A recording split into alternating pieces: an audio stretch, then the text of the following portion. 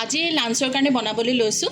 ইয়াত আছে চিতল মাছৰ 4টা পিচ, এইকেইটা চিতল মাছৰ কলঠি 4 পিচ লৈছোঁ।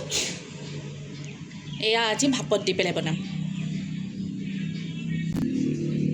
আৰু এটা গ্ৰাইণ্ডাৰত এয়া মই লৈছোঁ বগা সৰিয়হ, পোষ্ট, 2 টুকুৰামান কাজু আৰু ইয়াতে দিম কেইটামান নহৰু।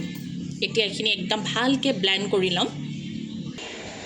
এটা একদম স্মুথ পেষ্ট কৰি ল'লোঁ। চাওক, এতিয়া নেক্সট প্ৰচেছটো একেবাৰে ইজি দেখুৱাই আছোঁ আপোনালোকক।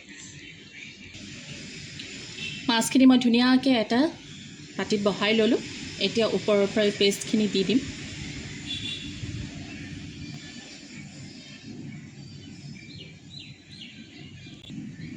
ইয়াৰ ওপৰতে দি দিম মই জোখৰ নিমখ,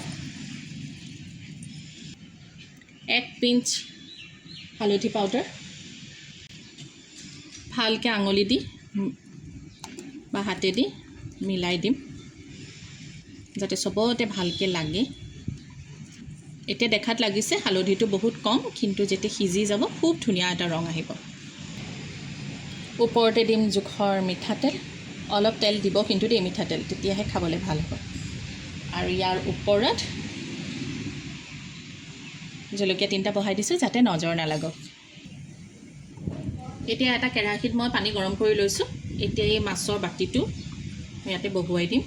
বহাই ঢাকন লগাই ফুল ষ্টিমত থৈ দিম প্ৰায় 20 মিনিটৰ কাৰণে। হাই ফ্লেমত থৈ দিম।